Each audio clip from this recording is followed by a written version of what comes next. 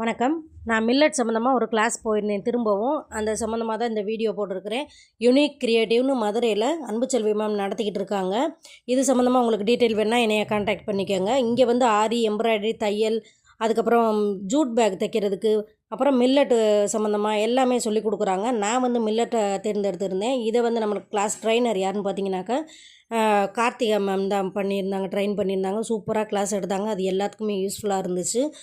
என்னம்மா எப்போ பார்த்தாலும் நீ கிளாஸ் போய்கிட்டே இருக்கிற அப்படின்னு நினைக்கலாம். நம்ம கட்டுறது கைமண் அளவு, கல்லாதது உலக அளவுன்னு சொல்லியிருக்காங்க.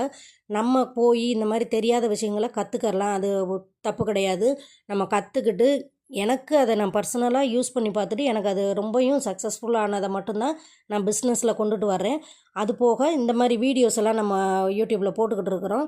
ஒவ்வொரு சின்ன சின்ன டிஷ்ஷெல்லாம் செய்கிறதுக்கெல்லாம் வீடியோஸ் போட்டுக்கிட்டு இருக்கேன். நம்ம வீடியோவை பார்க்குறது யாராவது ஒரு சிலருக்கு அது பிரயோஜனமாக இருந்தால் கூட அது எனக்கு ரொம்பவும் சந்தோஷம்தான்.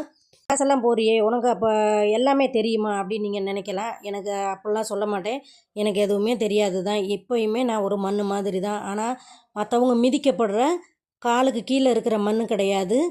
குயவன் கையில் இருக்கிற களிமண், குயவன் கையில் இருக்கிற களிமண் வந்து அழகான பாத்திரமாக மாறும். அந்த குயவன் வந்து அவருக்கேற்ற பாத்திரமாக மாற்றுவார். அந்த பாத்திரமாக மாறினாதான் அது அடுத்தவங்களுக்கு அது ஒரு பிரயோஜனமுள்ள பாத்திரமாக இருக்கும். ஆனால் அந்த மற்றவங்களுக்கு பிரயோஜனமாகிற பாத்திரமாக மாறுறதுக்கு முன்னாடி நிறைய சுடப்படணும். இந்த மாதிரி கிளாஸஸ்லாம் போடுறது அதுக்காக தான். இந்த கிளாஸ்லாம் போடுறதுனால நம்மளை நல்ல சுடப்பட்ட பாத்திரமாக மாற்ற முடியும்.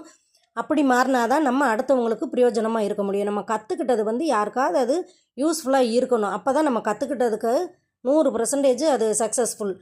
லாஸ்ட்டாக எங்களுக்கு சர்டிஃபிகேட்லாம் ப்ரொவைட் பண்ணாங்க. உங்கள் டைமை செலவு பண்ணி இந்த வீடியோ பார்த்ததுக்கு நன்றி.